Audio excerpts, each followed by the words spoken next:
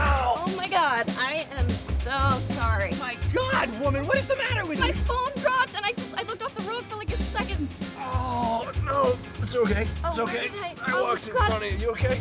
Oh God, no. Yeah. Thank you for. Actually, let me help you out. Yeah, just a little bit. I should get you to a hospital. You know what? Let me take you to a hospital. I feel. Taking you to the hospital, right? Of course. Really? I'm okay. You know, let me Oh, walk no, this no, up. no, I'm no, gonna no, walk no, this up. please, I'll walk please. home, actually. Please let me. Please. Take it. Okay. No, okay, let's go. My phone dropped, and I swear to God, I just looked away for like a second. Well, it only took a second to hit me. You hit my face! This hurts. Oh, do you have any ice? The cooler. So were you on your way to work? What do you do? Yeah, I'm a teacher. I'm a CPA. I'm a chef. We're at the Newport Beach Film Festival, and we're interviewing filmmakers. And one of the filmmakers happens to be Crystal Liu. And Crystal, you're a graduate of UCLA Film School? Yes, I graduated from UCLA Film School in 2002. 2002. Yeah. So what have you been doing before you've been doing all this? I've been working. I worked in TV. I interned on The West Wing, and I've just been working on different TV shows. And now I'm working on a TV show called Lipstick Jungle for NBC. What did you bring to the Newport Beach Film Festival? I have a short film in the festival called Speed Dating. Speed dating. Called Speed Dating, yeah. All right. Now, speed dating. What was your inspiration for speed dating? The film is about a girl who decides that the best way to meet the man of her dreams is to hit cute pedestrians with her car and just maim them enough to. Is that the tagline? Yeah, that's the tagline, I guess. So so it was a lot about just noticing in LA. You spend so much time in your car, and dating is rough in LA. It's hard to meet new people, and I just was like, it'd be so much easier if you could meet them while you were in your car because you spend so much time, and it sort of developed, and I'd heard. How long is this film? It's 14 minutes. 14 minutes. Yeah. Okay, help us out here. You graduate from UCLA Film School in 2002. Yeah. You get into the business more or less. You're a PA, or you're working on his intern on a variety of different films. West Wing, is that right? Yeah. And so first of all, did you have to have a lot of out-of-pocket money to create this film, or did you do it? How did you do that? How did you fund it? Fund this film. In 2002 till now, it's been about 6 years. So there was a little bit of time to save up, and I knew that I wanted to shoot something, and working. I also worked at a network for a couple of years, and having a corporate job gives you a little bit of cash that you can put away and sure. And put So into your what are we talking here for the people that have not created a film? How much? You don't have to give us down to the penny, but kind of a rough idea. How much would it cost to create this 14-minute film with all the promo and everything else that goes with it? I mean, it definitely depends. I shot on film. I shot on Super 16, so my budget was about $10,000. Wow. So now let me ask you this: there's thousands of film festivals all around the world. You've got everybody talks about Sundance or Cannes. Those are the two biggies. Right. But what brought you to Newport Beach? Why are you doing a campaign where you're doing a lot of different film festivals, or is it just? How did you do that? Well, my film has premiered in Costa Rica, and we've been going to a couple different film festivals. Newport Beach is, our latest one. We go to Rochester in about a week, and we're going to a couple film festivals, trying to get a little bit of attention, seeing if audiences like the movie. And Newport Beach, especially, is a great festival. I mean, it's big. There's a good audience here. Also, my family's from near Orange County, so it's kind of like a home screening, or as close as I'll get to that for me. So I like being here. Good. Now tell me this: do you have a day job? Yeah, my day job is working on a TV show. Okay, all right. That's what I want. That's what I wanted to know. Now, these are, from the beginning, did you learn your basic tools for this shoot in film school, or on the job training, or what do you? All of it. Yeah. It all sort of affects you. I think film school teaches you the basics, and then you have practical, experience in the workplace, and that shows you how things are done on a professional level, and you at least have something to aim towards, and you know how it's supposed to be done. So when you go and you do your own, at least you have certain things in place, structures and whatnot, and really you have to just surround yourself with people who know what they're doing, so that you look better. That's what I was going to ask. How many people were in your cast and crew? I don't know the total number, but I mean, just the crew, I would say about 10 to 15 people total, but it's like... Now, did you pay these people, or were these volunteers from the neighborhood? Yeah, that's the thing, is everybody's working for free except for maybe my DP or something, and they're all just volunteering their time, so you just try to get whoever can help you out. I mean, you're begging your parents to do craft services. I mean, I was having my sister and my brother, help with props and everything. I mean, you just get everybody involved, because in a short film, and especially in a low-budget film, you have to do everything. Okay, there's a couple of technical questions I'm going to ask you. One of them is, when you wrote the script, right? Did you storyboard this script? Did you wind up storyboarding or doing the traditional things that people that get into films think they should be doing? Yeah, storyboarding is really smart, I think. I can't draw, though, and so I took pictures right. and just approximated and had a digital camera, and just tried to figure out what the shots were Clever. that I wanted. Clever. That was the easiest way for me to storyboard. Okay, so, and then your team of proven artistic professionals, tell me about them. Who's the star of this 14 minutes? The star, her name is Catherine Mangan. She's an actress that came in and auditioned, and she was the first one in, and she was it. I mean, we auditioned a couple of other, really great actresses as well, but she sort of fit the role really well, and our DP is really talented as well. He's shot a lot of things, and he's just got a really cool, he's got the cool technical side of it, as well as the creative and everything, and Did you have somebody else help you pick out the actors or actresses? Yeah, I mean, I had a casting director. Her name's Did Sarah you? Isaacson. She was fantastic. She brought me all my actors. So if my actors in my movie looks good, it's because she brought me some great Right. actors. And your role was director, producer? Director and writer and producer. Yeah. Director, write, and produce. That's right. And we take the trash out too. We got to remember that too. Oh my gosh, yes, everything. We empty the trailer. That's it. We do So tell whatever me we about need. tell me about the actual business end of this thing. Was there a lot of rentals and things that you had to do, buy things and rent and lease product? You go beg, borrow, and steal. I mean, you go to the rental houses and you say, hey, I'm doing a low-budget movie. Is there any discount you can give me? And you try to, Right. work all of that out. You go to a location and you go, please, I'm making a short film and I really like your space. Is there any way we can use your office space and shoot a scene? And, Now, why did you choose a short film as opposed to, let's say, a documentary or a feature? Was it just because of the money aspect of it, or was it more than that? No, I think that I've actually majored in documentary when I was at UCLA, so I love that medium. Uh-huh. I think certain stories, they have a certain way that they need to be told, and whether it be a feature form or a short form, it's just like a short story. Some stories are really great as short stories, and Right. I think films are, they sort of follow the same rules. Some features, there's so much going on, and then some shorts are perfectly fit into a 5-minute or a 10-minute, film, and I just think that was sort of how I came up with, when I came up with the idea, it lent itself to this medium. Now, for the people that are at home, we're on the web, so if you want to give the web address where they can watch this show, or they can watch the trailer or see you. Yeah, I mean, we're getting ready to put up our trailer, and our website's not quite ready, but I can give you the address right now. It's Okay. www.shadymandarin.com. ShadyMandarin.com. ShadyMandarin, and Right. that's my production company name. That's great. Now, having said that, why you? I don't think you really answered my question about how many of these film festivals you're going to be attending. Do you have any? Oh, I don't know. I mean, whoever takes us, whoever wants us. That's what I was going to ask. When you submitted to the Newport Beach Film Festival, how did that process work? Well, there's a online website called Without a Box that has a long list of festivals, and you can apply online. What's the name of that again? Without a Box. Okay. And you can apply online, and and we just went from there. I'd heard about the Newport Beach Film Festival. I found it on the site. I applied, and then after I don't know how many submissions they got, they invited us to come down, which we were really excited, to come down and Sure. screen our movie. Great. So now, what's in the future for you? Are you going to do another show? Are you going to do another one of these shorts? Are you going to do something bigger, or what's your plan? I don't want you to give away your marketing plan, but No, not at all.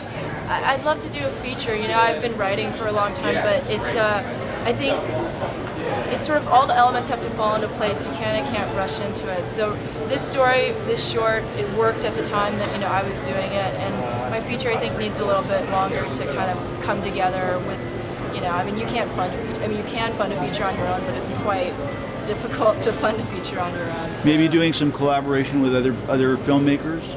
Yeah, definitely. Are you doing that? Are you doing some networking here at the film festival? You meet other filmmakers here, and they make such great films, and right. you can ask them about like their crew, or you can ask them about just, hey, would you ever want to collaborate? I mean, that's always something that's really a great part of the film festival circuit, I think. And just want to mention, if anybody found this interview slightly interesting and would like to invest, we're always looking for investors for the features that You betcha. we're doing. You betcha. So feel free to contact me and or email me, and love to talk. Well, listen, we appreciate you taking the time with us to tell us a little bit about how you got involved in this and what's the process for getting into a film festival.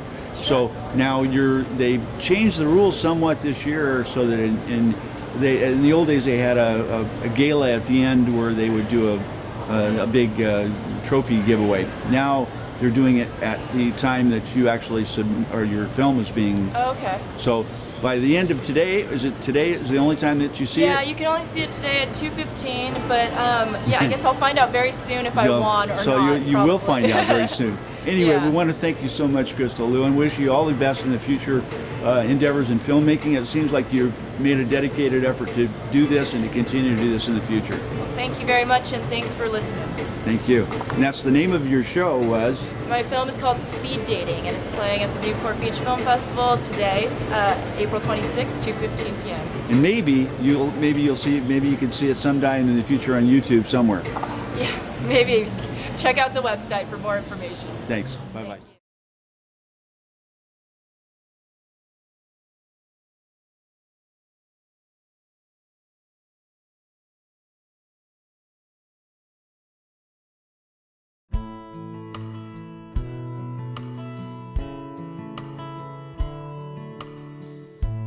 I don't ask God for specific things, usually, but I asked him for a story.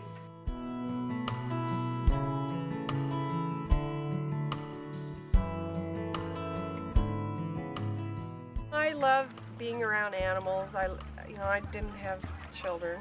I put a lot more energy into my animals than maybe most people would that had children. As I was walking up my driveway, there's this guy walking down the driveway, and he was kind of dirty and kind of scruffy, and this little goose had shown up on the job site, and he was afraid he was going to step. So now we join Chad Christensen, who we had the opportunity to meet the other night at the opening of the Newport Beach Film Festival.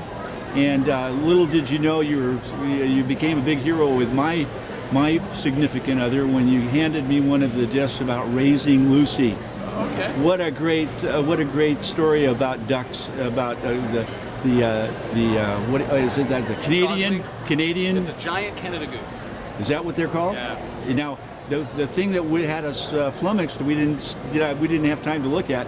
Coeur d'Alene, is that in Idaho or? Coeur d'Alene's the northern part of Idaho. Yes, it's Okay. about 2 hours from Canada. All right. So it's like a flight path for migrating. Yeah, my wife didn't believe me that I knew where Coeur d'Alene was. At any rate, I got to tell you, that was a fabulous 28-minute show, and we've come to this festival, the Newport Beach Film Festival, to try to find out why people come to festivals. And now you've got this great film. Why did you choose the Newport Beach Film Festival?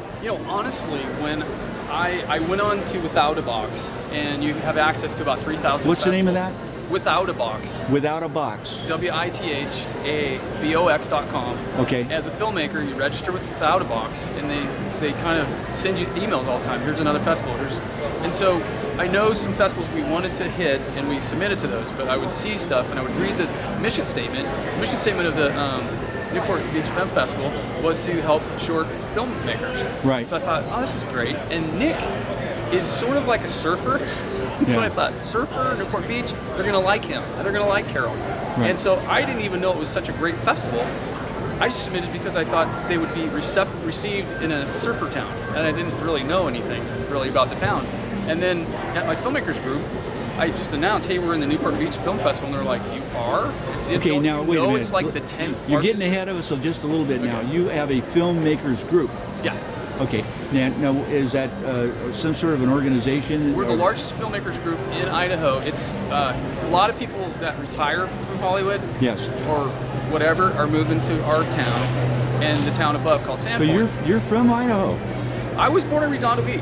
Yeah. So I was a California native, and then my Right. parents moved there way ahead of the curve. Wow. There are a lot of people moving there now. But now you're in God's country. No, I disagree. Idaho's way better. No, that's what I said. Oh, yeah. That's what Oh, I yeah. said. No, I because see. now I you're thought in you God's said- country because we were so taken by the beauty of the area up there and the lake and Have the you been water. there? No, we were there through your film. Okay, you saw. So some of the- by seeing yeah. your film, it was like a documentary about the location. It was lovely. Okay, so you came here for this. Is this the only film you've done, or have you done lots of others? This is my third film. This one I knew would make it in film festivals. Yeah. The other two I've thought about, and one of them I may still submit. The story isn't complete. It's a story about a school, and something's going to happen in a couple months that will complete the story. So I'll film that, maybe package that for festivals as Okay, well. let's get back to the one that you submitted, though. It's called Right. Raising Lucy. Raising Lucy. And give us the tagline for this. Raising Lucy, a true story. And You're still not telling us much. But it's about raising this baby duck, right? yeah. Oh, Yeah. what do you, when you say tagline, what do you mean by that? Well, just by the short version of what draws people in. What draws people into your film? Short film about a big goose. The reason, Short film it's about a so big goose. dynamic, That's and great. I think the reason people are responding to it is because Nick and Carol are completely honest with what they did to raise this goose. Not only that, Carol's completely honest about her emotions that were stirred up, the Right. joy, Yeah. and a lot of the healing that she experienced Yeah. from having this bird. Yeah. So we decided to go that honest way, and I think people are responding to that. Not only that, but the goose itself is so cute. Her photography is so amazing. She took still. And did Carol shoot this? Carol did all of the the cinematography? still photos, Oh, all still. and she did the actual Lucy's first flight. I was going to say And- that was hugely impressive. Yeah. Yeah. The It- first flight was unbelievable. Isn't that great? Yeah. So I it had a was lot huge. of great material to work with. Yeah. I had great stills. I had good Yeah, candid yeah. photos. So I just did the interviews and then told the story in the way it went. That was my job. Well, just as a standard fan of all movies, I would just say that you did a fabulous job of putting the personalities together with the animal, and that's the biggest part of all animal films, is to be able to have the personality of the people involved with the actual animal. And Yeah. I think it was fabulous. Anyway, so now what's on your agenda? What are you going to do for an encore? Well, actually, we're not finished yet. What our goal is with the film is to actually be, picked up by a couple TV stations, maybe cable here in Canada and England or wherever. But the ultimate goal is to take it to a feature-length film. And we really believe Fly Away Home was a good success, and that was with several geese, 24 geese, and they were with ultralights. Well, they were inspired by this movie, and there. Yeah, just to back up a little bit. There you go. Okay, There. sorry, That's I'm in the perfect. sun. I Yeah, like we the were just sun. getting a little bright. Sorry about that. Not a problem.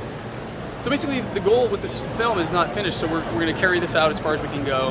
As far as my next plans, it's just to stay with Lucy and make sure Lucy gets the exposure she needs to get out to the world. It's just a great story. Well, we got to bring in the mom now, if you don't mind, and so that you can introduce the person that now Carol, you and your husband Nick, right? Right. Now Chad is not your husband. It's Nick. No, Nick he's that's like my son. That's right. And now Nick is not here at the film festival. No, he's a fireman and he's working He today. actually has a job. All right. Yeah, Okay. he's Good. what's supporting this movie right That's now. right.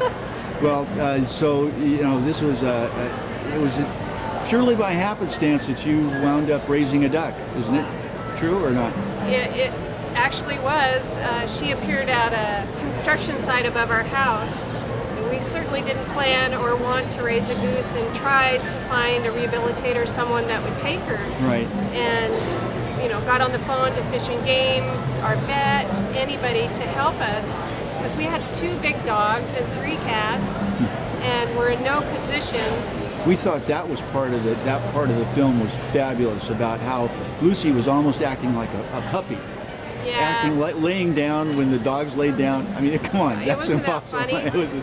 It was the closest thing akin to years ago. I was in Mexico, and there was a bunch of guys called the Goldfield. It was this banana boat, and they had a cat that actually barked because it was raised by a mother puppy, and the cat actually thought it was a dog. Yeah. And that was the craziest thing I've ever seen until we saw this one. And my wife was so taken by what you'd done. And anyway. We didn't do her any favors, that was for sure, So anyway, bottom line is, Chad, do you have a day job, or is this, how This is the day job. This is the day job. Yeah. How did you fund this thing? Well, Carol paid me to make the film, and we have goals to earn the money back through television stations and, This is a real grassroots kind of deal. Right. This is fabulous. And now, have you got plans to campaign this film to other film festivals, for yes, example? in fact, we're accepted into the Charleston International Festival immediately after this. So Carol will be flying to Charleston, Right. and doing that on her own. She'll answer questions and have a great time over there. Okay. And we are in talks with a pretty good screenplay writer, and if the right screenplay person gets this film, there's so many other true stories that we didn't show that could just give them a great material for writing. Right. And then we can do it Well, based to be on honest with you, to be dreadfully honest with you, I would say that this is a film that if you had one of the majors pick it up, one of the major studios pick it up, they would edit it and it would be killer. Yeah. They just did. You have a little audio things going on, but other than that, it is a fabulous film, and we encourage everybody to. Can you give me? Do you have a website where people can go to and watch the trailer, if nothing else? RaisingLucy.com. RaisingLucy.com. Yeah, if you just scroll down, you'll see my picture, and then right underneath that, just click that. There's a 3-minute trailer that we have on Carol's site, Raising Lucy. Well, listen, Carol, you and your husband have done a wonderful thing. I'm sure it's going to bring a lot of joy to a lot of people in the world, and we wish you every bit of luck. And I think you're going to maybe win this award today. When is it shown? When does you? It just showed. It just showed, Yeah. and you didn't win. No, we didn't.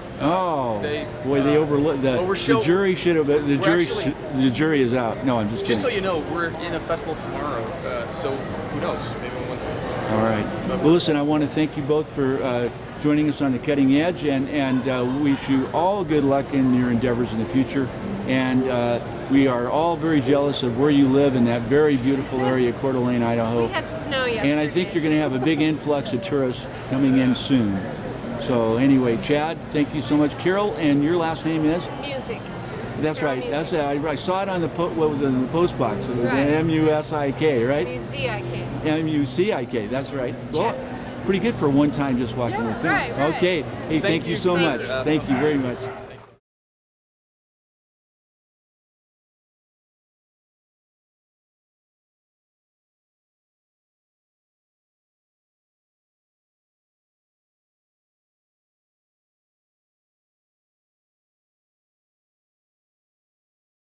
And we're lucky enough to be with Mark Lieberman,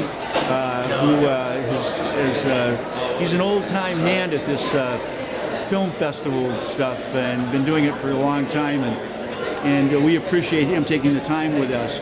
And for the Newport Beach Film Festival, you brought a film called Familiar Strangers. Familiar Strangers. Now that is tagline. What would be the tagline for that? The tagline for that is it's about a young man in his late 20s who comes home for Thanksgiving, and he has to, excuse me, someone in the back is laughing. I know. They do this on purpose to me. Don't worry about it. He comes over for Thanksgiving, and there's some issues going on with his dad and their family dog, and his brother and sister try and convince him to put down the family dog. No. He's dealing with Oh man. that. It's a sort of a dark comedy. It takes place over at Thanksgiving. Now, this is a feature film. This is a feature film. And how long is this feature film? It's 90 minutes. 90 minutes. And so, answer something for me here. First of all, how many of these film festivals have you been to? With this film, this is the second festival we played. This is the second festival this film has played. We're playing 3 more later this summer, and then I've had a couple other films that played. A number of other. So what you do is you campaign a film. You actually get on a campaign trail and try to go to as many of these film festivals. It's very similar to a campaign. You want to play the premium festivals like Newport, festivals that have they're recognized, that have been around for a while, they get press, they get actors here, and so that's why we're excited to play Newport Beach. It's a really good festival. I was going to ask you that, how you make these choices, and Newport Beach has gotten better and better through the years, hasn't it? I think it's the 9th year of Newport Beach, and they've really become more and more established, and it's a very recognizable festival. We're represented by a creative artists agency and a guy named Josh Braun, Submarine Entertainment. Wow. And they were really excited that we'll play this festival. Wow, this is big time. This is big time movie making. So now, how many movies have you made in your career? Myself, I've produced 2 movies that I was the producer on. All right. I've worked on probably close to 10 films, maybe, but that I actually produced was 2 movies. How many? How did you get involved in the film business?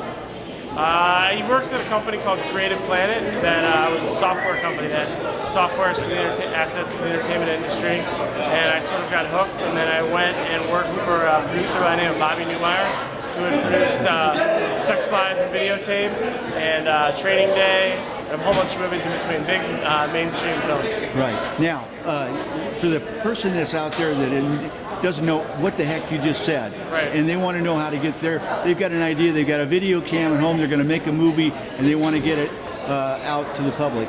How do they do it? How do they get to the film festivals? And I mean, there's so many festivals now, and they're all over the country and all over the world, in fact, that I think that you make the best movie possible, and it'll find its home. But you have to submit, don't you? You have to submit. You submit. Well, I recommend using Without a Box. It's a very great submission website. So withoutabox.com. That's more or less a laydown. Everybody thinks that that's the right way to go. Is Without a Box. You go to there and see how you can. And go to festivals, meet programmers, meet as many people, anybody who'll talk to you. And how have you had films turned down? Of course.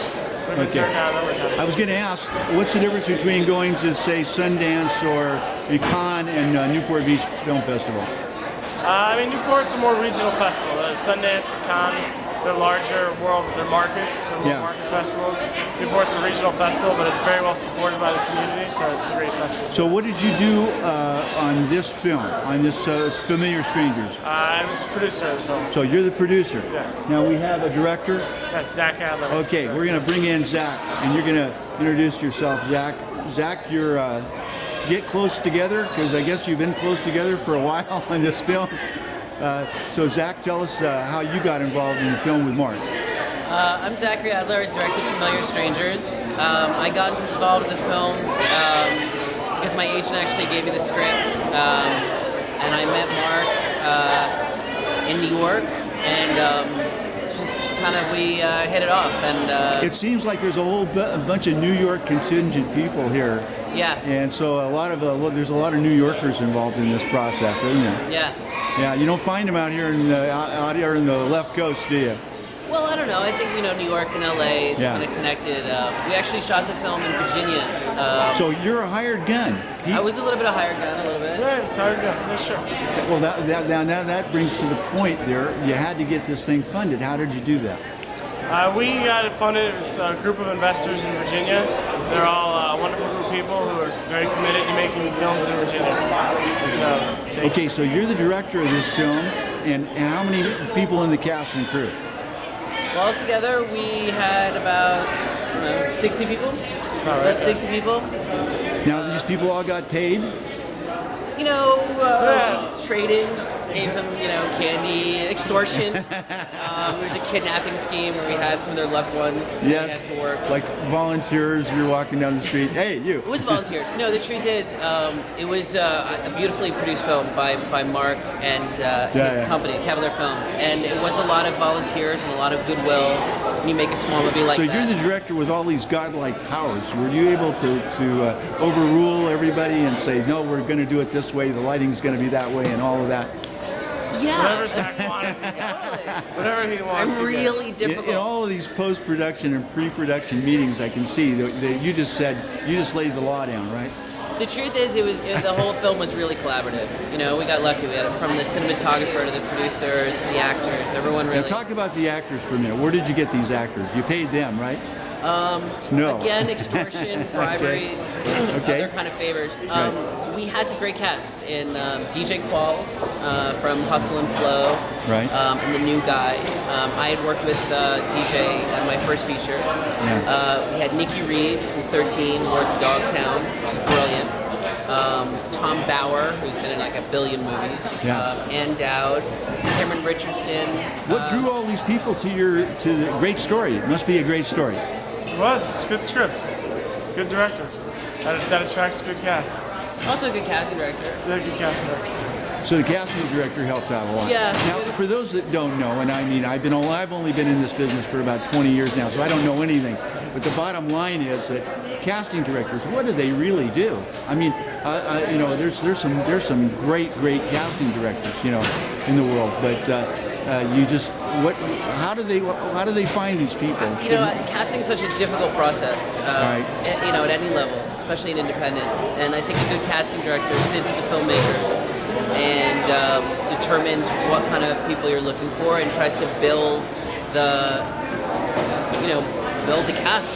Try to bring all of this into synergy from a bunch of diverse people and make some chemistry happen out of it. Yeah, and casting was particularly challenging with our film, with Familiar Strangers, because it was a family.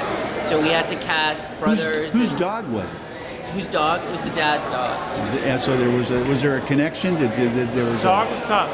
I was going to say that dogs are really tough for a love connection on that deal. But difficult to direct dogs. So so now you brought it to Newport Beach. Did you play it yet? We're playing today. You're playing today, about an hour. if you win some award, which I just have a dumb feeling. I remember I told you the first time I saw you, I said, I think you're going to win. I think you're going to win an award. Now I'm probably way off base here, but anyway, what do you think? What happens if you win? What then goes on? Go to Disney World. Exactly. Go to Disney World.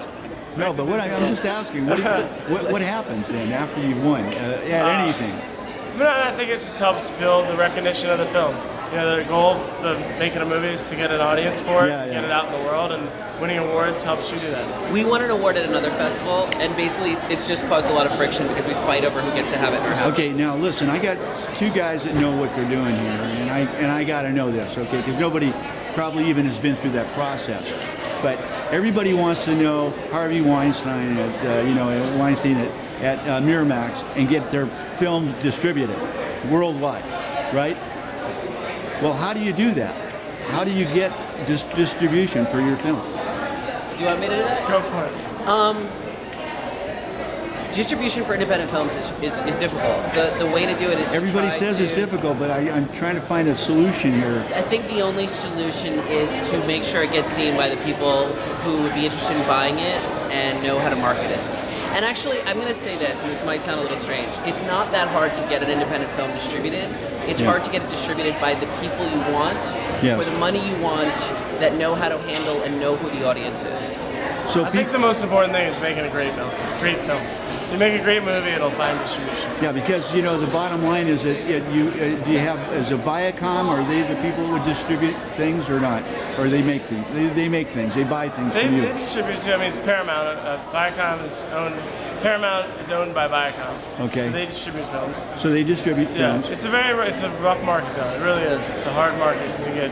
I think that if you're an independent filmmaker, this is interesting stuff. If you're an independent filmmaker, you've got a fabulous movie, and put it in an envelope and send it off to Paramount or to No, Viacom. you know, that's not going to work that way. You need to get It doesn't work that way. Explain that to the people that are out here Right, in you need to get a sales hinterland. rep. They don't know. They don't. Why doesn't that work? Why will that not happen? I mean, the studios wouldn't accept an unsolicited film. You'd either need to be represented by a sales agent, or you need to go through film festivals. That would be the best way. So to do now, okay. So you said you have an agent. Do you have an agent for this film? it. We do. Okay. And so they could put it in an envelope and send it to Paramount. Right, but they would have a distributor screening, or they would invite people to a A festival. distributor screening. Now that's new news. When does that happen? When would someone come to a distributor screening? You know, it's whenever your sales representatives think it's the best time to hold it. It's really on them to do the screening. Oh, so you could just have, you could go to Gold's Theater up in LA and just say, we're going to have a distributor screening and... Well, you know, the hard part would be getting the distributors there, That's what I was about to That say. would be the sales agent's job. Yeah, so it's a tough It process. is a tough process. So you got to know people.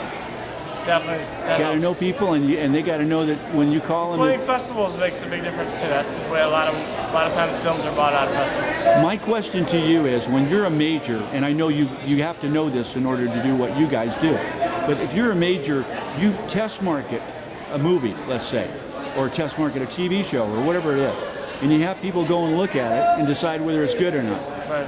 What about you? Do you guys test market? Yeah, in a smaller way. I mean, Mark had screenings in Washington, and the same sort of things like the big guys do. They had questionnaires. You get people out and you have them watch your film and they give comments and you adjust the film. How valuable is that, though, to you? What does that do? Who do you give that information to help you distribute your film? We actually did it to test our film to see if it was working.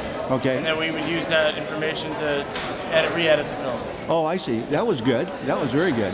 Okay, now the last question. What about video? You just say, everybody says, well, it was so bad it went straight to video. But going straight to video is not an easy process.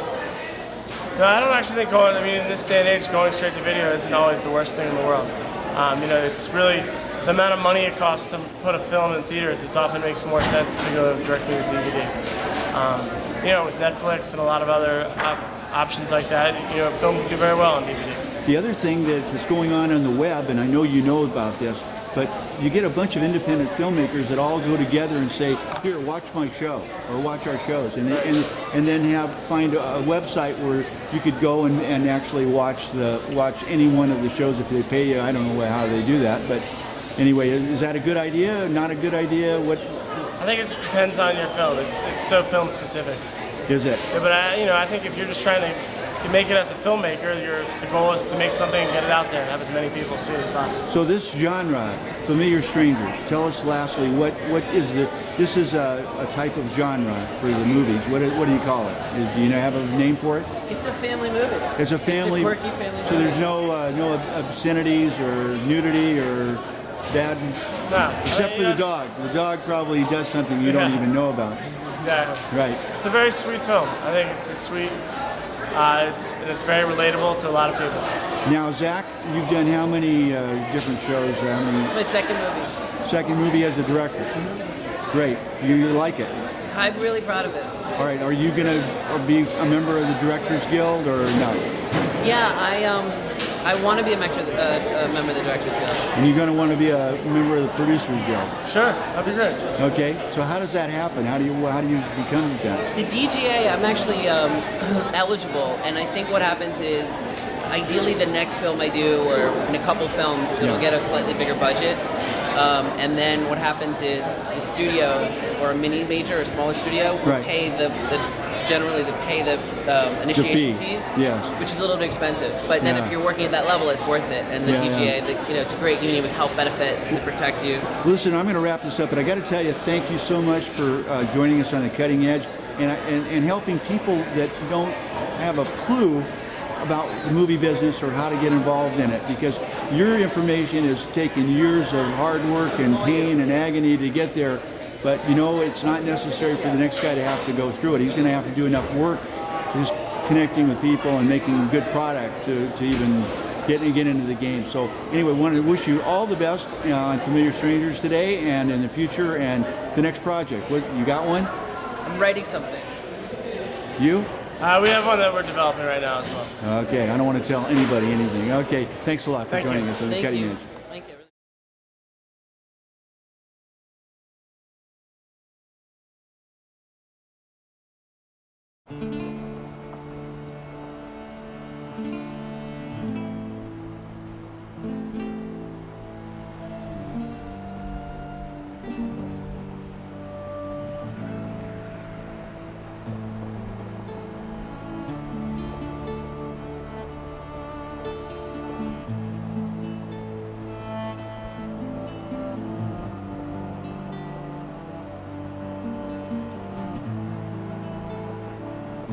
عارف انه بيزا مهمة ديني بريز امريكا اللاتينية شراوها ابراهيم شراوها مش مثل تاريخ بيسور.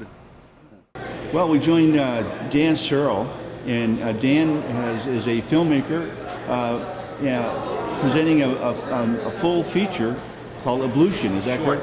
Short. Oh, it's a short film. How many minutes? 21. Oh, it's a 21-minute short film. Yes. Okay. Did you want to make this into a bigger? It's possible. We Uh-huh. have some script ideas. Okay. And if we can generate interest, we certainly have the story for that. The reason why I thought it was an actual feature was the fact that of the actual genre of what you're covering is a pretty big issue. It's we're talking about Jewish and Muslim interaction in Buenos Aires of all things. Yes. Okay, let's set the stage here, if you will. You know, we're here in many respects to help, you know, green filmmakers that are out there that want to know how to do these things. So, explain to us, first of all, did you do this in Buenos Aires or did you do it here? We shot all the actors in LA, and then we sent our cinematographer down to Buenos Aires to get some establishment footage. So when you actually see the film, it's believable that it's Buenos Aires, but actually we did most of it in LA. Now, are you the writer, the producer, and the director of this show? Yes. Okay. The lead actor is my partner in my production company. He co-wrote the piece with me and he co-produced it with me. Okay. And now my question to you is that where did you get the idea for this? How did this all come about? We were researching another story with a similar topic. We wanted to do something that looked at Jewish-Muslim relationships. And we came across this story. The basis for our story is a true incident that happened in the 90s in Buenos Aires where a young man was sent over from Lebanon by Hezbollah to do a suicide mission. And he did it. He blew up the Jewish center, the AMIA center in Buenos Aires, and a lot of people died. What we wanted to do is fictionalize his story and ask, what would it take to make him change his mind? So we came up with our fictional version of how this could have turned out differently. Interesting. So this is an actual event. You're taking it from actual events in the 90s, and then you're extrapolating it into a modern day sort of concept. Yeah. Now, so they were doing these suicide bombings.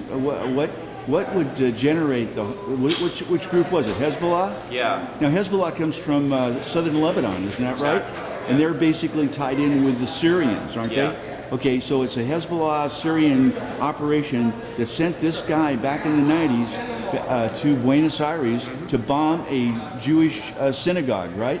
Not a synagogue, No. a Jewish community center. A Jewish community center. And how many people were killed in this process? Between 80 and 90. I forget the exact number. All men, women, children, everything?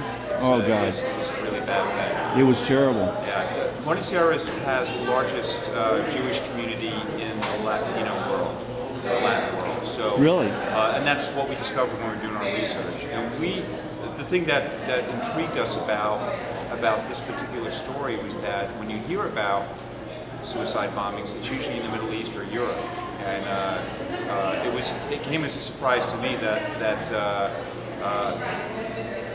these incidents are as far-reaching as they are, and they're going into places like Latin America. Right. So that was kind of intriguing, and we thought it would be interesting to set the story in a place where you don't usually associate that kind of violence, you know, suicide bombings. So what's your tagline? Tell me basically what the tagline of the story is. What are you trying to accomplish out of, or what's the viewer supposed to get from this at the end of the trail? The viewer should get that these kids that do these bombings are indoctrinated since they're children, and but in a better world, there's the possibility that they can drop that hatred and change their minds. Right. It's a bit of a fantasy. I don't expect people to look at the movie and think that, oh yes, that would happen, that in a week's time this right. thing will change his mind. But it's a starting point for discussion about what it would take to change somebody's mind who's been indoctrinated to hate. Well, it's definitely an emotionally driven, very topical, nowadays sort of informational show. Now, let's get back to some nuts and bolts of this. Have you done a lot of other films? No, this is my first film. Okay, why? Did you go to film school, or did you? Well, how did you get involved in it? I took some film courses at various schools, but I never actually did film school and went and got a degree. My degree is in graphic design. I did that for many years, and just decided at this point to make the transition into filmmaking. And I started writing with Alberto, my partner. We wrote. And what's his last name? Zeni, Z-E-N-I. Alberto Zeni. We started writing some projects together and realized we had a similar sensibility. And so you collaborated on this particular writing of we this? thought, let's do a short. Let's write something that he can star in, right. and that would be something that a story that would be close to both our hearts, and that we could produce ourselves. So we produced it ourselves. You know, we pooled our money, and so let me ask this: how many people were in your production company? There's only two of us. Okay, that keeps the price low. Yes. Okay, and he was the only actor in it. No, there's a full cast. Okay. The production company is the two of us running it, but the actual production, we had a cast of 6 people, not including extras. Did they all get paid or not? No, they didn't. Okay. We did a SAG indie contract, yes. which defers payment on short films like this. Okay. His co-star, the Jewish woman who runs the market that sets the events in motion, is Lynn Cohen. She starred in as Golda Meir in Munich, and she also had a recurring role on Sex and the City, and now she's in the Sex and the City movie. Right. So she's an old friend from my New York days, and she graciously jumped in. And There are so many filmmakers here at the Newport Beach Film Festival that are from New York. Yeah. What's the draw from New York? Is it just the good weather you're coming out for, or why did you pick this particular film festival? Well, we've submitted to a lot of festivals. Did you? Actually.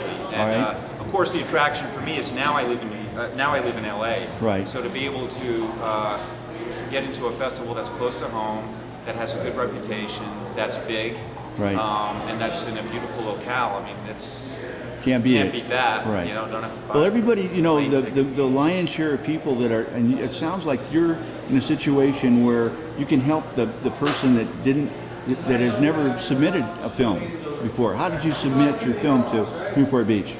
There's an organization called Without a Box. Okay. And if you get a submission to Without a Box, they basically allow you to fill out one online application, one online press kit, and then they submit all that to each individual. And how much would that cost someone?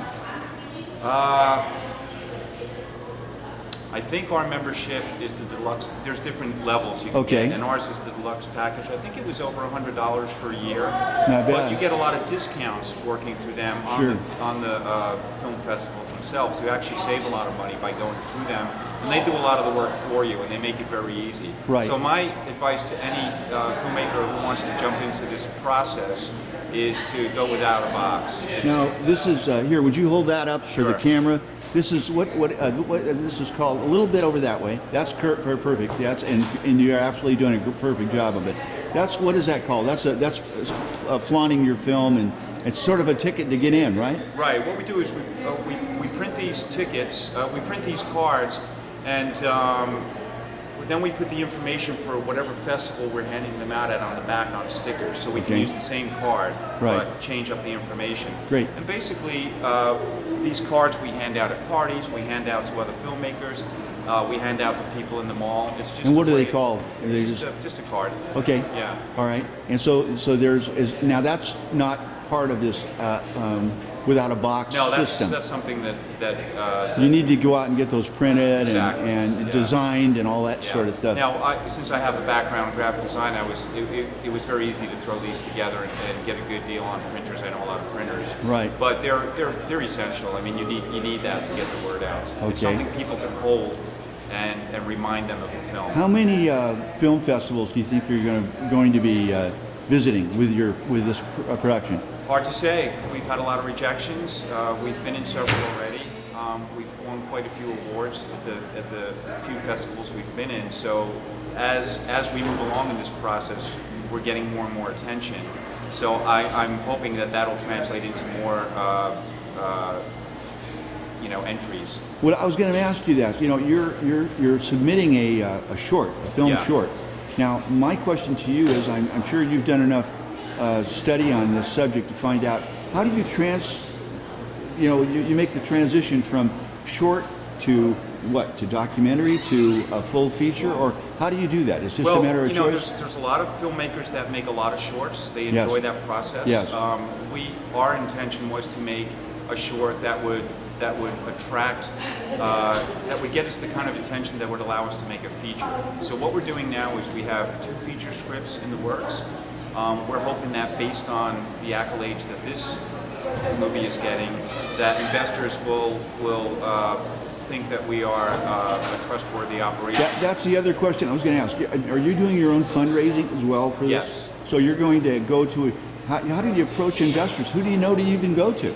Well, we're just starting that process because we financed Ablution, but now for the next film we want to make, which is going to be a feature, we will have to go to investors. So we're assembling that list. It's a combination of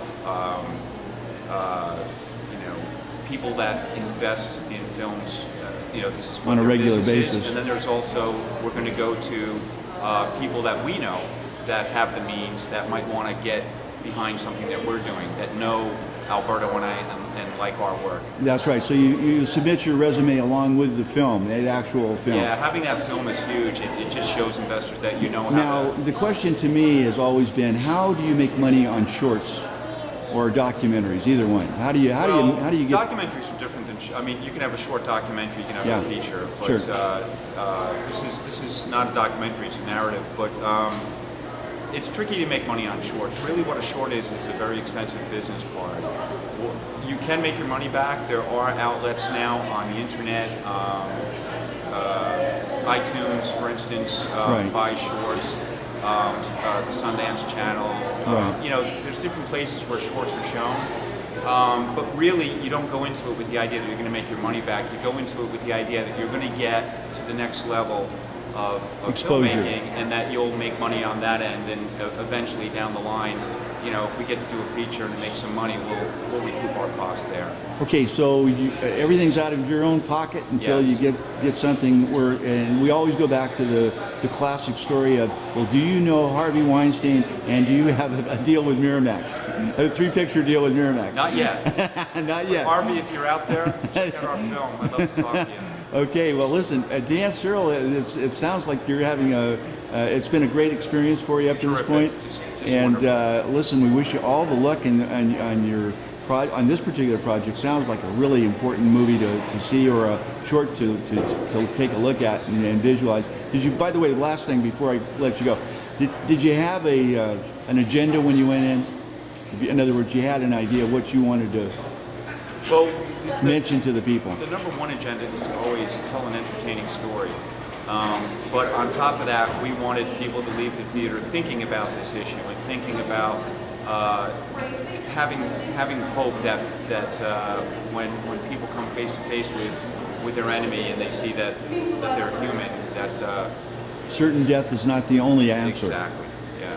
Dan Searle, thank you so much for joining us on The Cutting Edge, and we wish you all the good luck in the future. Thanks a lot.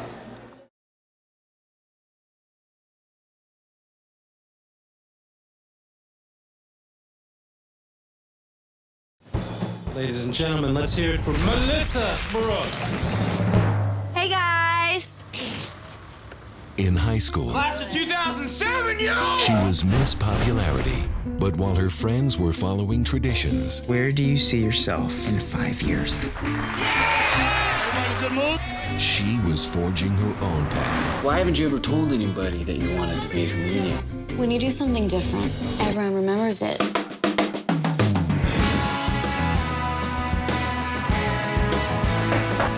Can I help you? I'm not really sure how this all works. We have open mic night every Monday night. Are you a comic? Goodbye, baby. We're with Daniel Schechter, and you produced a movie for this Newport Beach Film Festival called Goodbye Baby, is that right? That's right. I'm the writer and director of a movie called Goodbye Baby. All right. Now, tell me, what we're trying to do with this program for The Cutting Edge is to try to help people out, figure out the film festival process. Okay. So tell us briefly, if you will, just how you guys got involved. I know you've got a whole group of people that are involved in this, but tell me how you picked this particular film festival and how it all works. Sure. So I have two films now. One called The Project that my friend wrote and directed, that I edited, and another film that I wrote and directed called Goodbye Baby. And I really relate the process to submitting to colleges. That's something that's very easy for people to connect who don't know what it's like to submit to film festivals. A lot of it has to do with who you know. A lot of it has to do with how good your GPA is or how good your film is or what other festivals you've gone to. And there are top film festivals that you thrive to premiere at. Well, everybody knows about Cannes, everybody knows about Sundance. Exactly. But there's thousands of film festivals to choose from. And we're just kind of focusing in on how do you go through that process, and instead of taking the Chickamauga, Pennsylvania, film festival, Right. why did you choose here? Well, it's quite difficult to get into film festivals. We came to Newport Beach, one, because it's around LA, which is close to the industry, so that was very appealing for us. Right. Two, we heard the festival was quite good from other filmmakers who had gone here who told us they had a good time or they were treated well, and that's sort of a big deal. Right. It can be expensive. Sometimes you end up spending a lot of money to go to places that aren't particularly helpful for your film, and you do that 10 to 15 times, you're talking about thousands of dollars. So you really have to pick and choose where you think it's a priority. How do you guys, well, first of all, tell me a little bit about your background. How did you get involved in the film business? I was very lucky. I was making feature films right out of film school because I was doing them at a low budget. Which film school? I went to Emerson College, and then as soon as I left Emerson, I made my first feature called The Big Bad Swim, which I wrote and produced, and that went to 15 film festivals. We premiered at Tribeca in 2006 and went everywhere. And I was lucky enough a year and a half later to make my next film, and then a lot of those festivals invited me back because they liked my first film. Right. And I went to a bunch of new film festivals, and we'd never been in Now, Newport was this Beach a before. feature that you did? The first film was a feature film. It was called The Big Bad Swim. It's about... And how long was that, just so people can get an idea? It's about 93 minutes, I think. Feature length, and it was a quirky comedy about an ensemble of adults who take an adult swim class. All right, Goodbye Baby. Give us a tagline off of Goodbye Baby that you just showed yesterday. Goodbye Baby is about a teenage girl who wants to become a stand-up comedian. She can't go to college like her friends, so she gets a job as a waitress in a comedy club in New York, and she slowly gets the nerve to get up on stage, and you see her sort of suffer through that process. Now, the other film did that win the People's Choice Award, or was it Goodbye Baby? The other film, The Project, which I only edited, that won the Audience Award at Slam Dance, where both The Project and my film Goodbye Baby both premiered this year, 2008. Right. Okay. So, in other words, now is this the first of the film festivals that you've put those two projects into play with, or have you been out on other film festival routes? We've only had two festivals where both of our films played at the same time, Slam Dance and this festival, and that was just pure coincidence. It just so happened that whoever chooses the films liked both of our, films, and we got quite fortunate in that way. And The Project is going to a whole set of film festivals, and my, film is going to a whole other set of film festivals, and we're lucky when we get to overlap because we frankly have company, Right. Now, let me ask, how do you fund these things? How do do you get a funding group of bankers that get together and put How do I money? fund films? Yeah. It really depends. My first film had 28 investors, and it was everybody from my grandmother to hedge fund investors. This film, since I'd made one and I did it well, we found one guy who was willing to put up the entire amount, a guy who was a sincere investor, and he works with Renard Films, which is the company that produced our movies. Wow. Yeah. Wow. So how lucky is that? Or great? It's unbelievably lucky. Most filmmakers hate when I tell my story because they have to work a lot harder, and it makes me feel terribly guilty. All right. Now, so you're stuck right in the middle on feature films. That's what you like doing. It's really what I like doing. I imagine myself doing other things in the future, but frankly, I'm very fortunate to have done two at my age. And it's a wonderful art form if you can do it well and you get to keep doing it and you start to get paid to do it. I can't imagine a better life. When you submitted your work here for the Newport Beach Film Festival, what's the process? How did that work? Like I said, it's very similar to submitting to college. You mail it in with a cover letter. Any information you have that pertains to the festival would be nice. Oh, we're from the area. Oh, we had a film there last year would be helpful. We also have a sales rep who apparently was connected here and was able to slip a copy of ours to the head programmer. And luckily enough, they liked the film. And then you get a call that you're in. Wow. Yeah. And now, tell us about the process. Are you the director or the producer? I'm the writer and director of Goodbye Baby. All right. Now, having said that, director has godlike powers in a lot of films. We like to believe that we do. Yeah, that's right.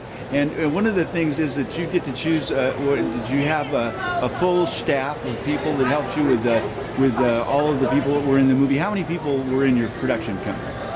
Well, geez, there's, about 40 speaking roles in the movie, and there must be at least, 50 to 80 people who worked on the film, whether during production or in post-production. Did they get paid? Yes, they did. The Renard Films produced our film, and they did a wonderful job financing and producing the film where we didn't have to take advantage of anybody or call in any favors. It was more like we got to do it the proper way. Okay, you've been around this horn several times, so I'm going to ask you some questions that a lot of people don't get a chance to ask. I'll be glad to answer anything I can. The big word in Hollywood is distribution. Yes. Harvey Weinstein and Miramax, and if you didn't know Harvey, I guess you're kind of not going to get into the game. That's the end of the rainbow. That's what you want to get. That's what every filmmaker's trying to do, is to find a way to have lunch with Harvey and get his film made. Sure, that would be a great place for your film to end up. But how do you, as an independent filmmaker, I guess you're independent. Yes. Then how do you guys do distribution? How do you work that?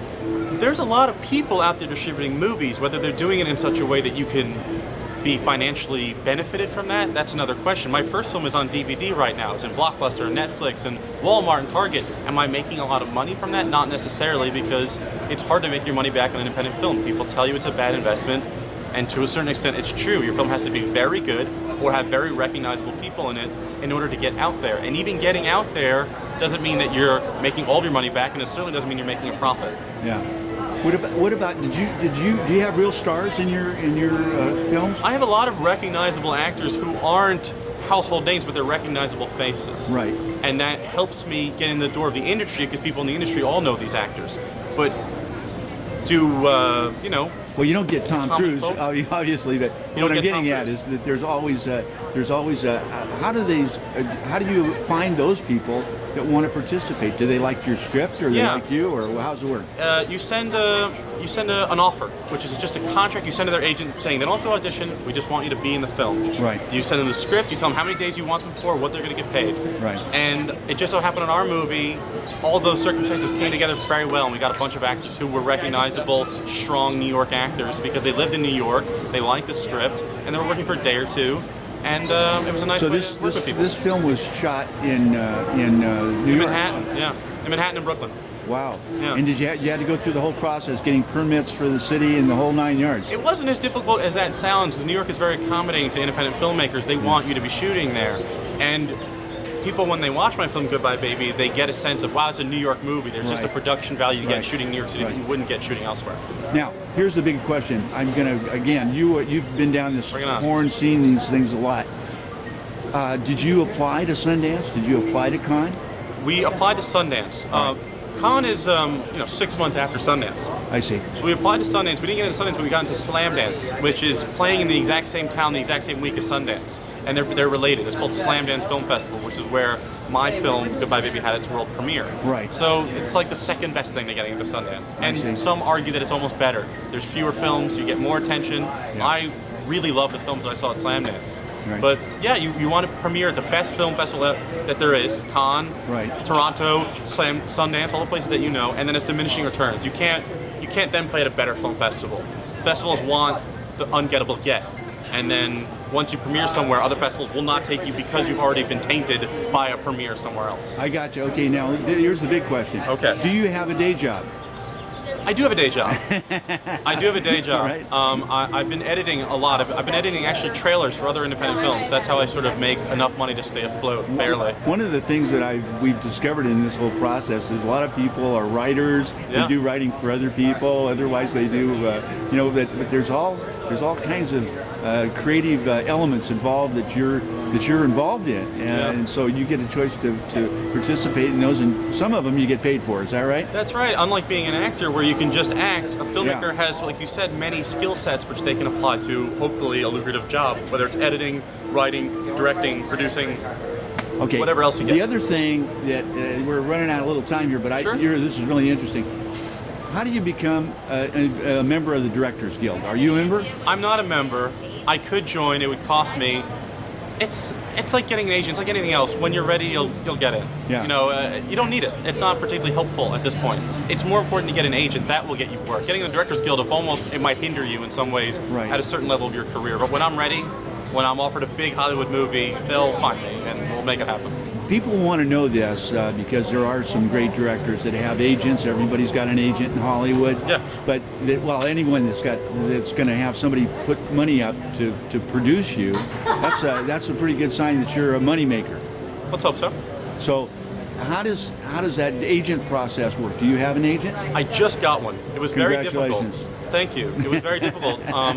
And people kept saying, when you're ready, they'll find you. Yes. And I was sending out, mailing everybody. And then once they found out I got into Slamdance, a manager got in touch with me.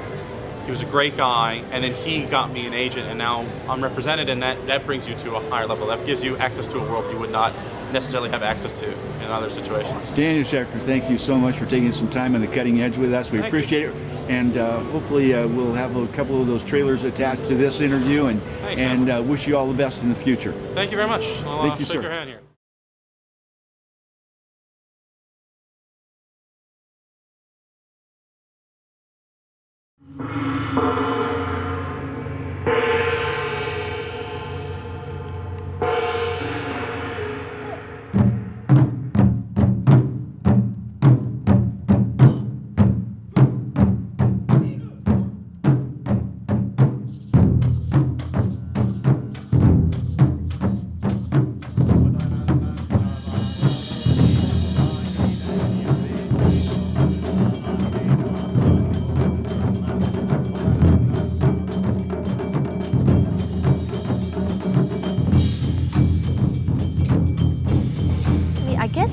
Triggered maybe by articles that I read in the paper about ethnic fighting.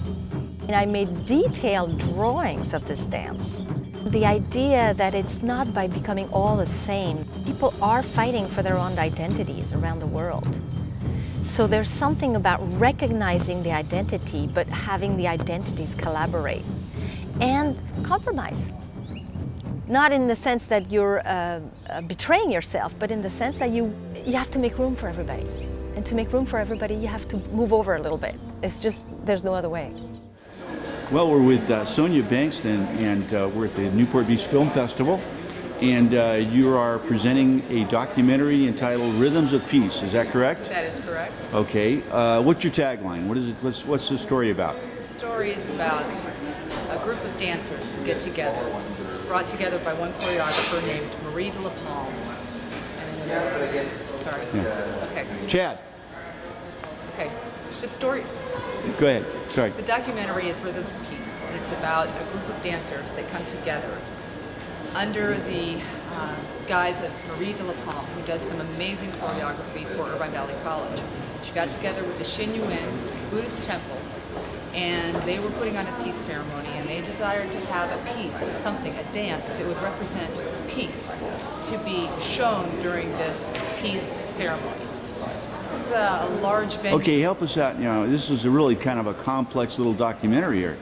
First of all, it's a Year of the Rat. I know that much. But tell me, it's a Chinese. This is basically no, not Chinese. Can I finish? Oh yeah, sorry. Go ahead. The documentary consists of 12 people of different ethnic backgrounds Yes. or dance backgrounds. Okay. We have Chinese, we have Afro-American, we have Capoeira, we have Polynesian, we have Aztec. It's a cornucopia and a plethora of different dance people. Yes. Okay, good. That's what I wanted to know. So, why did you decide that this was a good thing to do? What is this an interpretive dance sort of documentary or no? This is the kind of dance that was created for a specific purpose. I'm ready. What's the at this peace ceremony. Okay, She's choreographing a piece just for this ceremony. She's getting 12 different people who have 12 different dance styles together. Right. They work on the choreography as a team, each person learning from the other, so that they can present this piece dance. Now, how long is this documentary? 28 minutes. 28 minutes. Cool. Now, you've done a lot of other things? Have you done Many other things for the college. Nothing for yourself. This is your first for you? No, I did this through the college. Okay. Marie is a choreographer at Irvine Valley College. She approached me and said, I have a great idea. Okay. I'm starting to work on this choreography. So you became in 3 days. Oh, wow. So you became the producer, director, writer for this whole process. Correct. Okay. And so now so it was funded by the college. And the Buddhists. All right. So which college is that now that you're? Irvine Valley College. Okay, Irvine Valley They College. paid for They're a my community college, a state-approved community college, right? Yes. Okay. And you've been working with them for how many years? Well, actually on and off for 26 years. But Wow. Let's just say since 2002 in my current position. Okay. Are you a professor? Do you teach there? I also teach. What do you teach? I teach digital sound and video. Wow. Cool. But I also work 9 to 5 as a video production specialist at the college. That's how I got this project done. Wow. So this is kind of fun for you then. This is a new thing to step into, but it's especially sounds like a very challenging process to get 12 different people and make sure that you do everything just right. So what's the intent now? Is this to be played on PBS? Is this to be okay? Is this your only film festival? I guess because really what we're trying to do with this whole concept is to have people understand how to get involved in the film process and the film festival process. Why did you choose Newport Beach Film Festival? Because it's local. Okay. And because I understood they took a variety of different types of media. And how did you just submit your piece? I submitted it because I realized this was pretty good, and I liked it. And I thought it told a story. It saw the process of choreography going on, and that's why I did it. When I was finished with it, I thought, this is okay. This is all right. I should submit it somewhere, and Newport was close. Good. Now let me ask this. Now, are you a dancer? No, but not currently. Okay, but were you involved in any dance in your life? This was just sort of a... Well, I took ballet since I was in kindergarten, but Okay. I'm not taking it now. Well, that's I a pretty haven't- dedicated endeavor to be involved in ballet. You have to really be dedicated, persistent. So I guess this worked out really well when you put this whole program together for the college. So now, okay, you don't know whether you've won or not. Today you have a different setup this year. If you win, you're going to win on the day you present your piece, and they're not having a. I'll get up there and find out. That's right. That's what I was going to say. Anyway, bottom line is, so now if you're going to help other people along the way, number one, are you going to do another program? Or I would like to have an opportunity to do another documentary like this. right. A lot of things have to come together in order for me to be able to get the blessing of my director in order to create a project like this. So that was another factor that came into play. Okay, cast and crew. How many people were involved in this whole process for you? Altogether, probably maybe 20. That's good. That's a lot.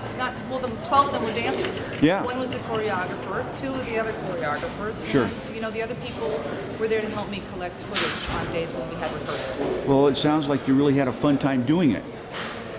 It was fun. It's a lot of work. The hard part is when, of course, everything is shot and you bring it back home and you look and listen to everything and then determine Now, what would make a good piece. were you in charge of editing it yourself? I did everything. You did the whole works. Somebody else interviewed, I shot it, I logged it, I put it together. Marie was at my side, the choreographer. Right. Very important to have her input. She Sure. had certain things that she wanted Right. brought out of this. Right. Right. And between So- her and me, she'd go away, I'd work on it, she'd come back, then we'd work on it. Mostly, I did a lot of it myself. So let me ask you this. In other words, anyone that's involved in dance or associated with dance would be very interested to watch this documentary. So are you going to put it on PBS? I'd like to offer it to them, see how it does today. After today, we can start broadcasting it. Actually, in May, I can start broadcasting. All right. So Well, I'll that's stream good. it, broadcast it, see if anybody's interested in seeing it. Well, Sonia, now you're not. So this is a real new experience for you to go to the film festivals. Yes. Even though you've been involved and around the business for a long time. If you had your choice of any other film festival to go to other than Newport Beach, which was obviously your local choice, what would be your next choice? I'd like to go to Cannes, actually. You would, huh? Or Sundance, maybe. Or Sundance? Okay. If I do something phenomenal, perhaps I could look at those venues. Right. And did you collaborate with anyone about the film festival process before you did this? You just stepped right out across the Rubicon and went and did it yourself. Went through without a box, put in my information, submitted the film. No net. You're just out there doing it for yourself. Well, that is powerful and very exciting, and we wish you all the good luck in this producing more of these documentaries and so on.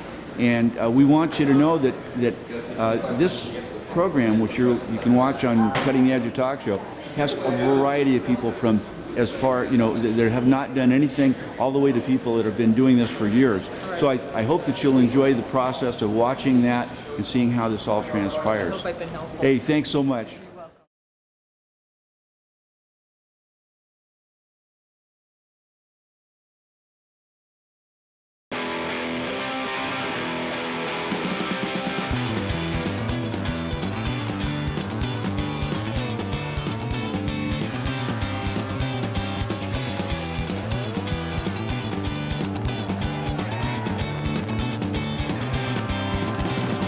Johnny has a problem.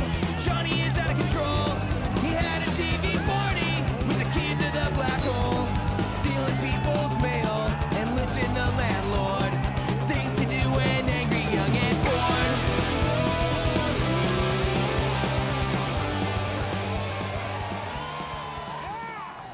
Well, we're with Todd Darling, and we're here at the Newport Beach Film Festival. Todd Darling is a filmmaker, and someone says that you're an actor along with all these things. Is that true? I mean, I'm just talking about your producer. I am a filmmaker, and I am in my own film. I'm That's- not sure I'd go so far as to say that I'm an actor. That may be taking it too far. Okay. I suppose Well, I'm anyway, an actor, yeah, I'm on the the reason why that we invited you here today was for a big purpose. You have a film called Snowboarding with George. Is that right? A snowmobile for George. A snowmobile for George. Okay. Now that's a documentary, Yes. right? Of how much time is that involved in there?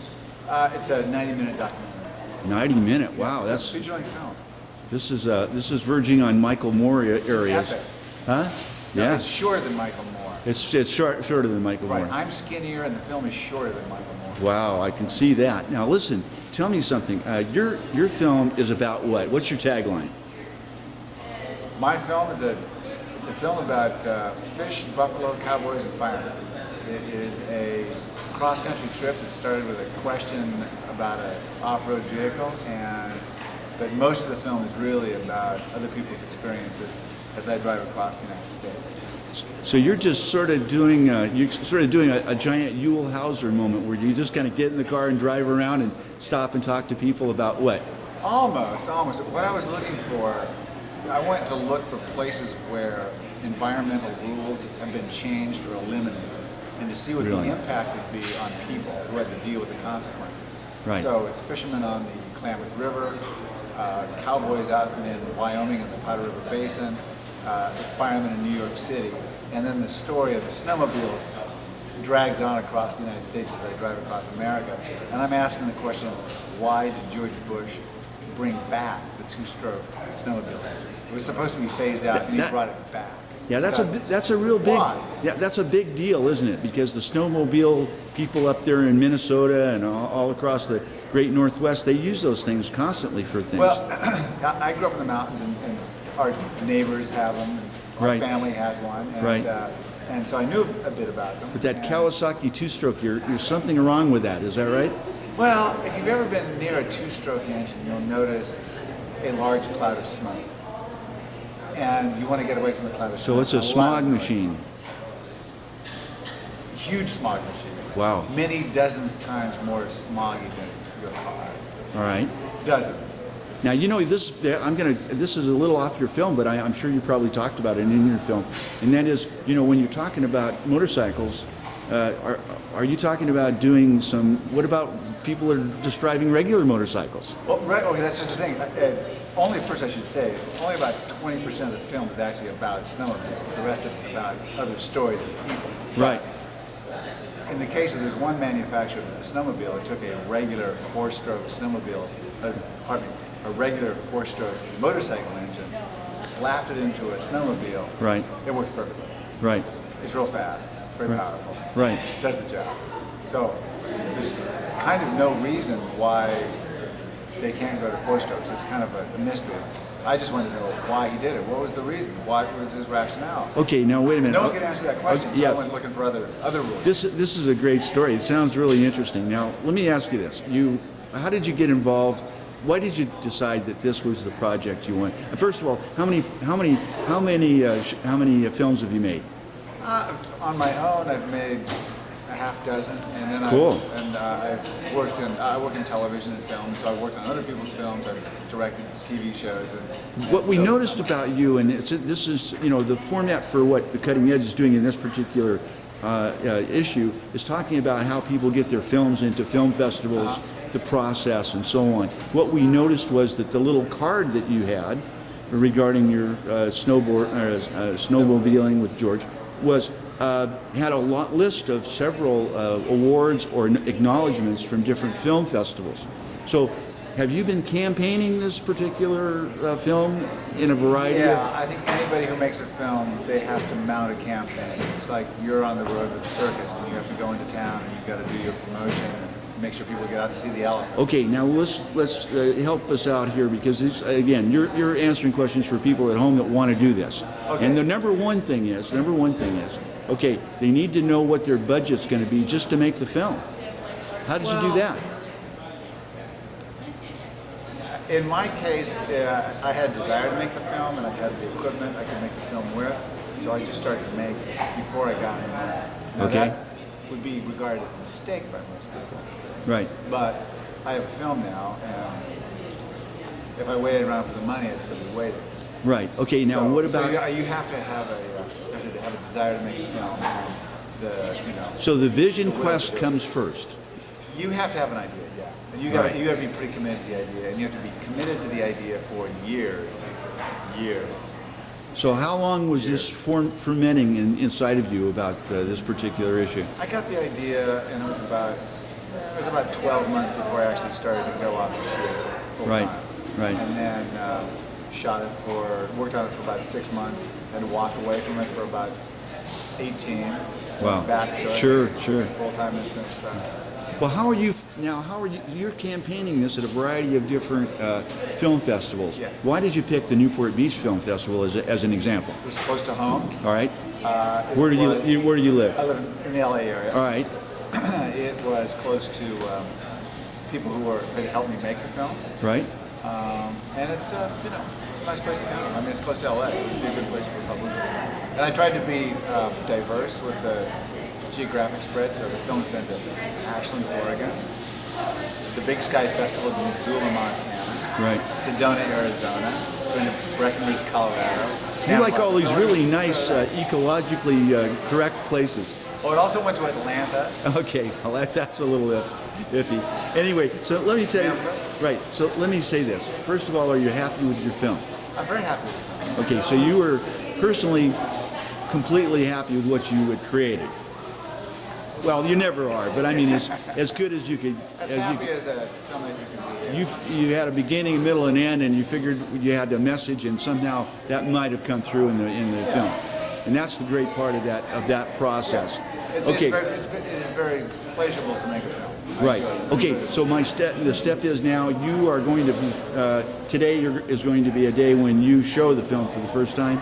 It's been shown before, first time here in Orange County. That's what I'm saying. No, first time for the Newport Beach Film Festival. Okay, you'll either get an award or you'll get an acknowledgement or you won't get anything. I think I get a T-shirt and a bag. And you get a T-shirt and a bag and a ditty bag for coming. Okay, but the bottom line of this story is, where do you go from here? From here, I mean, literally, the film next goes to Breckenridge and to screening at Jackson Hole, screening in St. Louis, trying to get stuff going in Portland. So this is a lot of out of pocket. Most people can't go out and campaign for several. In my spare time, you get help from people, and they help you out. For instance, the people in Jackson Hole, are paying the film come out there. St. Louis are paying the film come out. Do you just submit your film to them, each one of these locations yourself, or do you go through that? Yes. So you do it yourself. And you have to be attentive about all that. You've got to write hard on the post. Is there a basic process to go through this to get your film accepted? There are a couple of websites out there that will help you submit your film. Give me a website, any kind. One's called Without a Box. Without a Box. Okay. And that's one. That's one. But there are others, right? Okay. And go on Google. And then, if someone was to say film festival, acceptance or submissions. Film festivals, I mean, you have to understand that film festivals are kind of, they're not necessarily there to do the filmmaker a favor. They're there so people can have a nice party in Newport Beach or Sedona or wherever they are. So you have to take the attitude that but you're here to get.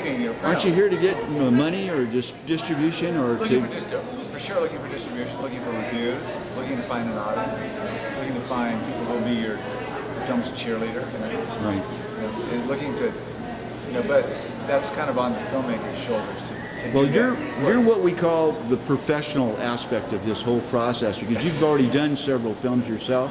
You've worked on other people's films. Yeah. You've gone through the process. You've been around the horn and seen the elephants, so you kind of know what to expect and what not to expect. Yeah. And we wish you every single good luck, and we're going to be watching for you and along the way here. And what would be your best bet? What would if you got accepted to, let's say, Cannes or to Sundance? Would that be a good thing for you? That'd be great. Actually, the way the calendars work out, I will not be going to any of those places, I don't think. But my best hope is it will be in independent cinemas around the United States. It will be seen on TV and cable somewhere, and available DVD at my website, www.asnowmobileforgeorge.com. Todd Darling, thanks for joining us on The Cutting Edge. Really appreciate it.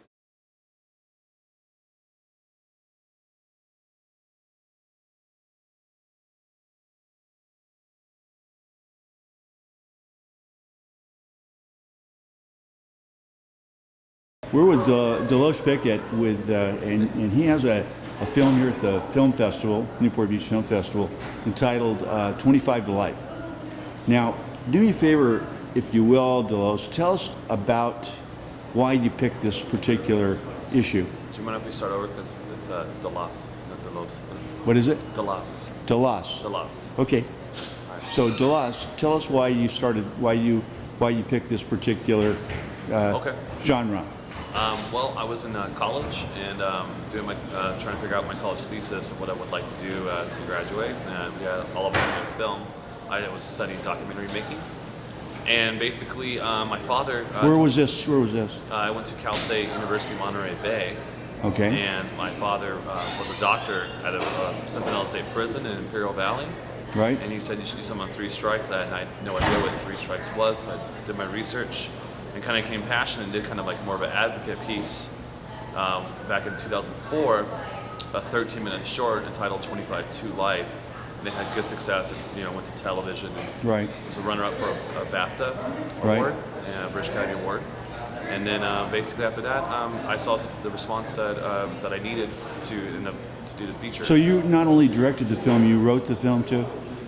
Yes. However, you don't collaborated with that. I did like a treatment. You don't really write documentaries. Absolutely, of course. You just kind of have your ideas of who you want.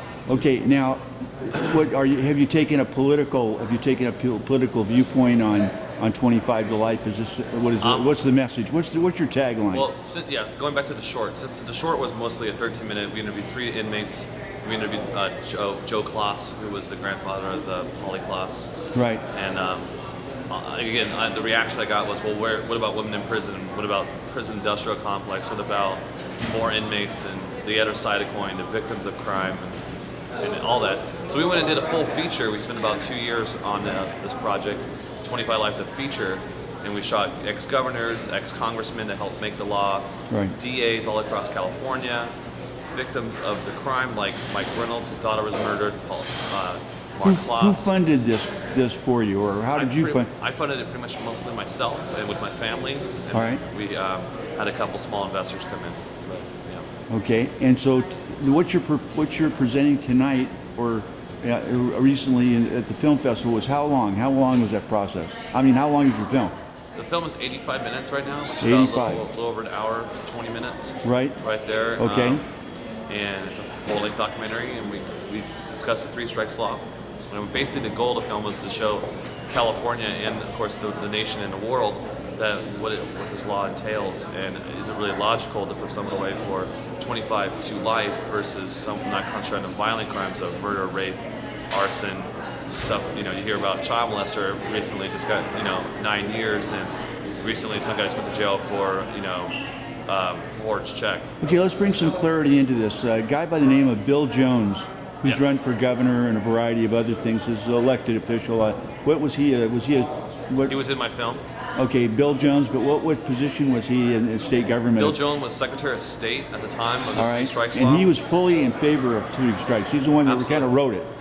He didn't write the law. He helped write. Actually, he did help write the law. Right. A gentleman named Mike Reynolds. Mike Reynolds' daughter was murdered, Kimber Reynolds, in Fresno in 1982. Right. By a guy who had 3 prior strikes. Right. However, Bill Jones and Mike Reynolds got together and they wanted to make a tough on crime law, because we're not the first state to have the 3 strikes law. Actually, Seattle, Washington State was the first one 3 strikes law, but it was 3 violent. We're the only state out of 24 states that have the 3 strikes law, including ours, 25. The 2 serious felonies and any felony on a 3rd strike. Okay, let's get this clear. Let's clear this for the people that are watching. Okay.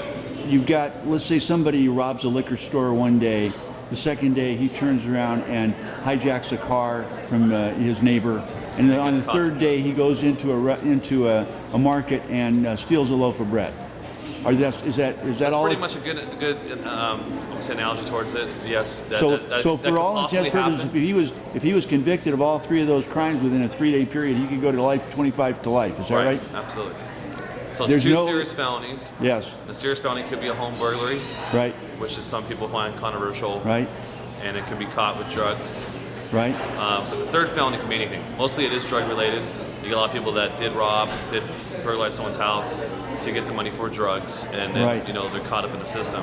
Right now we have over 10,000 people that have a non-violent history in California State Prison. We have about 42,000 strikers, and we have over 173,000. Sounds like this film is to tell people about what the dangers of 3 strikes, or to ask them to change it. What's your modus operandi? It comes down to I want the public to look at it and say, is this really logical? Or could we reform it to really concentrate on the violent people that need to be, in prison? Because there should be prisons. Right. There should be people there are people on this planet right now that are vicious and violent, that don't need to be walking the streets, that need to be locked up.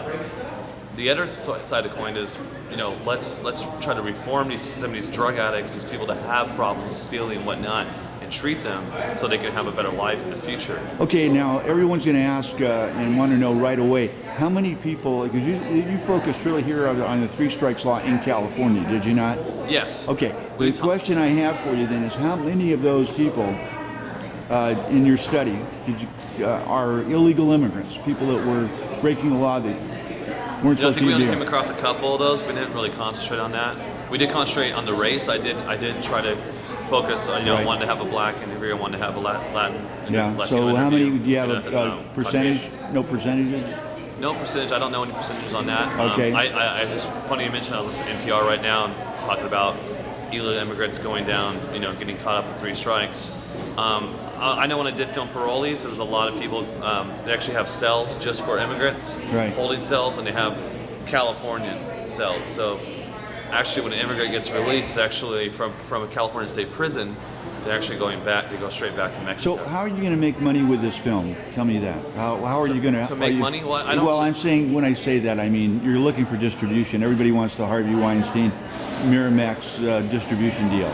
Yeah. Three-picture deal. So yeah. Talking with them. Yeah. So the question to you is, what do you do with this film, and how long have you been? Well, first of all, how long have you been taking this thing around and showing it? How many different film festivals? We just been a couple. We've done some societies, LA Society Film. We've done a lot of agencies because my goal is to get it. Excuse me. My goal is to get it, sold and get it to the public, and right. To the ultimate goal, of course, would be a small theatrical run and a DVD run and then a television run. Okay, why don't we bring in your producer, one of your producers here, sure, Leon Jewell, and you just step right in there, if you will, Leon. Sure. And get close right next to the man there. And just tell me what did you bring to this party here? What was your concept about? Why did you want to do this film? Well, I basically was working with DeLoss on another production with another company, and he had an idea for this film, or had actually started on it with another partner of ours, another producer, who they were both really passionate about it, and had already gotten the ball rolling. Right. After having to see the way they work and the way they work together, I thought, hey, this looks like a good Did you get paid for this? Well, if you would call it that, sure, yeah. Okay, so you were paid for directing also? Yes.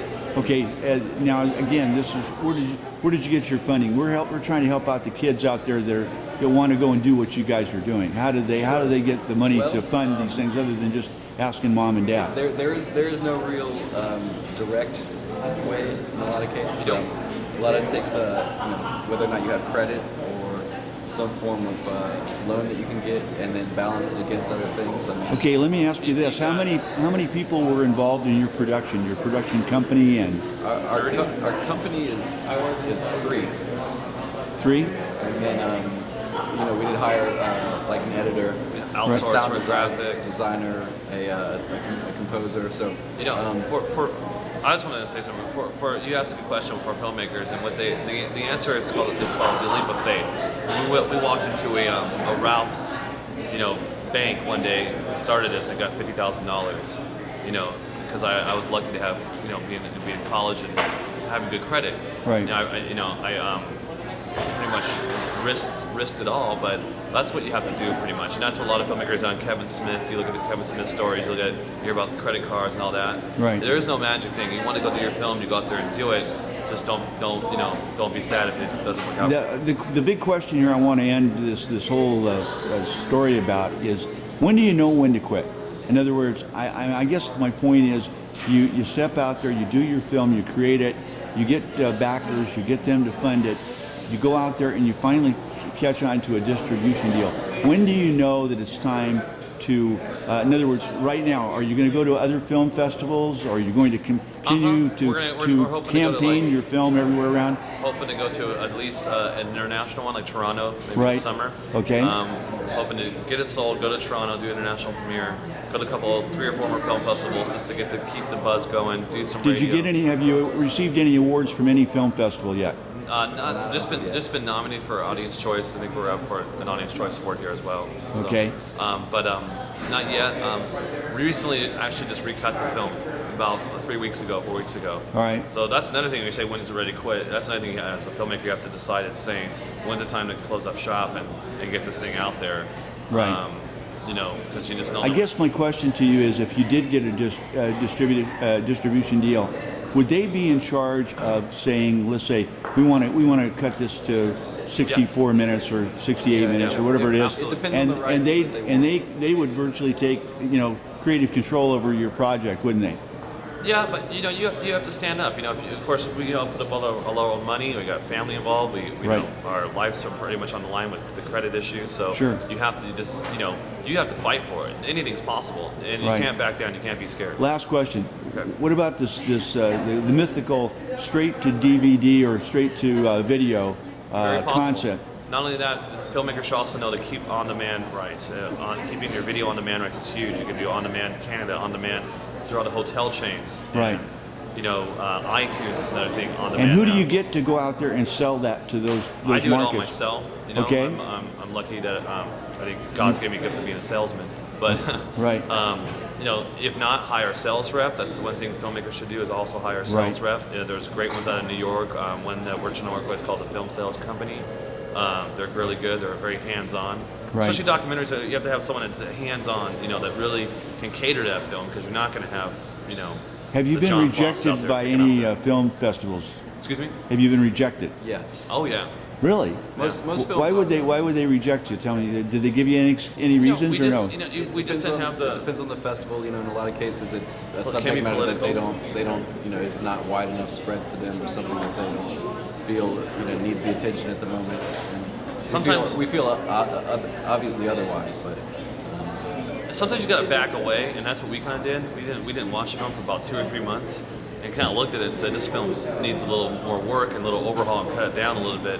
And I wish we could go back in time and submit it back to, say, the Sundance, and I bet we have a good shot of getting in. But there's a lot of talent out there, and it's a good film. But you got to respect the talent. But it's festival. I like to say festival schmestival. So this is documentary style, or is this with actors and stars? This is a full-on documentary on the 3 strikes law of California prison system, looking at the whole shebang of prison. From beginning to end. Yeah, both side issue. Listen, I want to thank you guys both for sharing your time with us on the Cutting Edge, and we look forward to great things for you in the future. All right. And good luck to you and getting this thing out in the theaters everywhere. Go see 25 Alive. Comes out. 25 Alive.